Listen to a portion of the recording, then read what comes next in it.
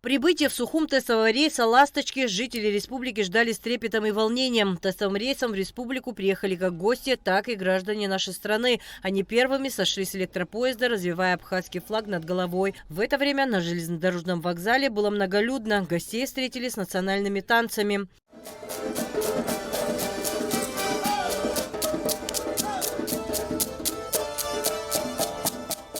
Сегодня историческое событие. Сегодня первая «Ласточка». Мы с Имеретинского курорта приехали сюда, в нашу столицу, в нашу прекрасную республику, с таким комфортом. «Ласточка» – один из самых комфортабельных видов передвижения для дальних маршрутов благодаря ряду особенностей. Уютные салоны междугороднего типа. В них есть мягкие кресла с регулируемыми спинками, просторные проходы и панорамные окна. Гости, приехавшие этим рейсом, довольны и счастливы. Ой, отлично доехали, такая замечательная погода, настроение супер. Мы приехали для того, чтобы познакомиться с молодежью в Республике Абхазия, для того, чтобы обмен опытом состоялся. Да и вообще мы приехали с замечательными эмоциями, с хорошим настроением и готовы дружить и налаживать взаимосвязь между нашими странами. Регулярное движение электропоезда «Ласточка» начнется с 1 мая. Будут курсировать 4 поезда. Они будут отправляться утром со станции Имеретинский курорт по маршруту Гагра-Сухум и возвращаться вечером. Мы четко понимаем, что объем транспортной мобильности между Российской Федерацией и Республикой Абхазия растет год от года.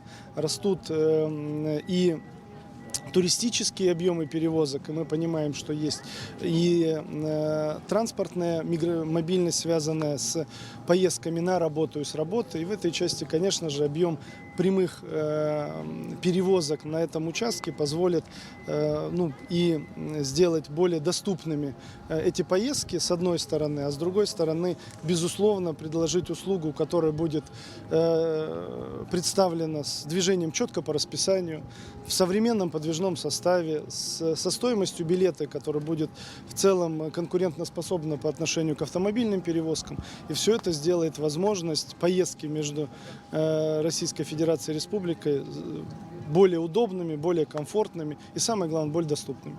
Для запуска «Ласточки» в Абхазию представителями Абхазской железной дороги была проделана колоссальная работа, в первую очередь по подготовке инфраструктуры. Абхазская железная дорога красивая, но с точки зрения инфраструктуры сложная. Конечно, нужно было привести в порядок искусственное сооружение, габариты приближения при следовании поезда, повысить скорость, обеспечить безопасное проследование горловин станций, разноуровневых одноуровневых пешеходных переходов и переездов.